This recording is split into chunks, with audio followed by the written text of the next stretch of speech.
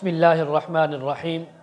خواب میں پیاز کو دیکھنا، خواب میں پیاز کھانا، خواب میں سرخ رنگ کے پیاز کو کھانا، خواب میں کچا پیاز کھانا، خواب میں پکا ہوا پیاز کھانا اور اسی کے متعلق تمام تعبیریں آج اس ویڈیو میں بیان ہوں گی۔ گزارش ہے کہ ویڈیو کو توجہ سے سنیں۔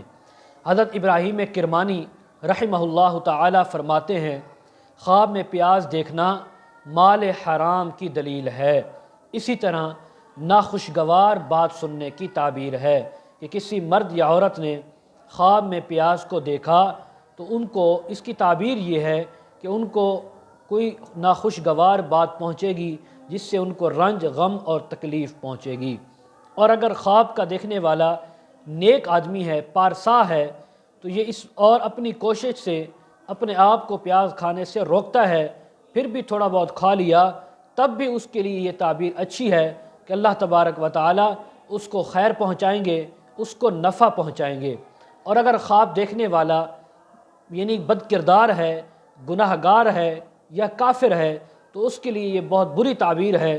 حرام مال کو جمع کرے گا، حرام مال کو کھائے گا یا کسی کو حرام مال کھانے پر مجبور کرے گا۔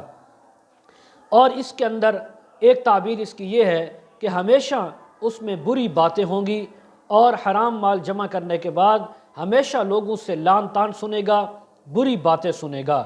اور اسی طرح اگر کسی آدمی نے سرخ پیاز دیکھا یا سرخ رنگ کا پیاز کھایا تو اس بات کی تعبیر ہے کہ وہ حرام مال کھائے گا، حرام مال کو جمع کرے گا، حرام مال سے نفع اٹھائے گا۔ اگر سیاہ رنگ کا پیاز ہے جو اس نے کھایا یا اس سے نفع اٹھایا یا اس کو دیکھا، اس بات کی تعبیر ہے اس آدمی کے اوپر رنج، غم اور مصیبت آ سکتی ہے۔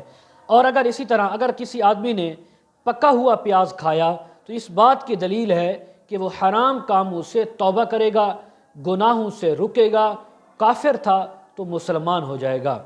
حضرت امام جعفر صادق رحمہ اللہ تعالی فرماتے ہیں، خواب میں پیاز کا دیکھنا، پیاز کا کھانا، اس کی 3 تعبیریں ہیں۔ نمبر 1، مال حرام کا ملنا، مال حرام کا کھانا، مال حرام کا کمانا۔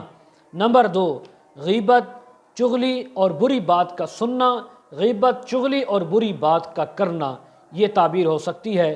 نمبر 3، کاموں میں خرابی اور پشیمانی اٹھانی پڑ سکتی ہے، کام خراب ہونے کی دلیل ہے۔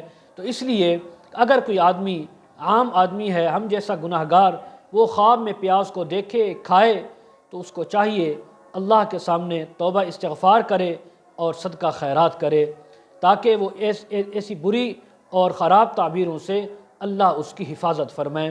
آخر میں ایک چھوٹی سی گزارش، جو حضرات اپنے بچوں کو آن لائن قرآن مجید، تفاسیر، احادیث پڑھانا چاہتے ہوں یا دینی مسائل پوچھنا چاہتے ہوں تو ہمارے ساتھ کمنٹ سیکشن میں ہمارے ساتھ رابطہ کر سکتے ہیں یا ڈسکرپشن میں ہمارا واٹس ایپ نمبر دیا جاتا ہے، اس پر ہمارے ساتھ کانٹیکٹ کر سکتے ہیں۔